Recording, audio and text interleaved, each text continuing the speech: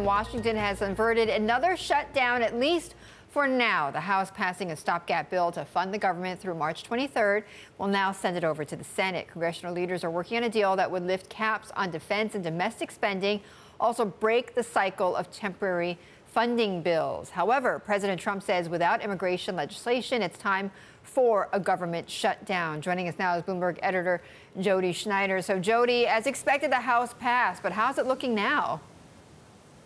Well, now the Senate will have to come up with a deal, and it looks like they will have a deal. The House bill basically extended government funding through March 23rd, the fifth temporary spending bill since the government, since the new fiscal year started October 1st.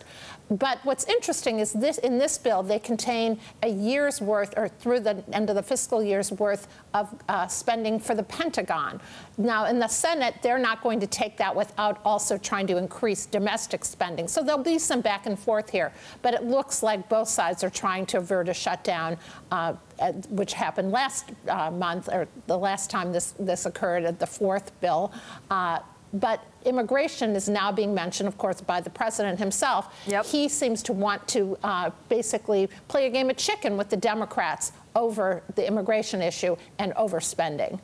And the issues surrounding immigration, outline them for us, Jodi.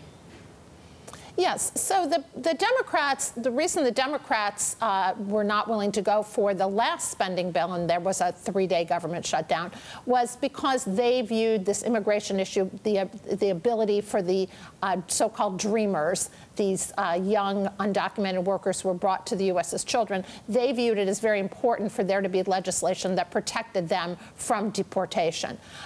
Since that occurred, the president has come up with his own proposal for the dreamers, but it doesn't allow extended family members into the country, and it would require additional border funding. So this is a bit of a debate with the Democrats. He's trying to get ahead of the Democrats on this issue and basically say, I have a plan, go for my plan, and if you don't go for my plan, you will be the one shutting the government down. It's an election year, it's a midterm election year, and it is politically, there's political capital to be raised by the president for trying to blame this on the Democrats. The Democrats have to either come up with their own plan or debate this with the president because they brought up the issue in the first place.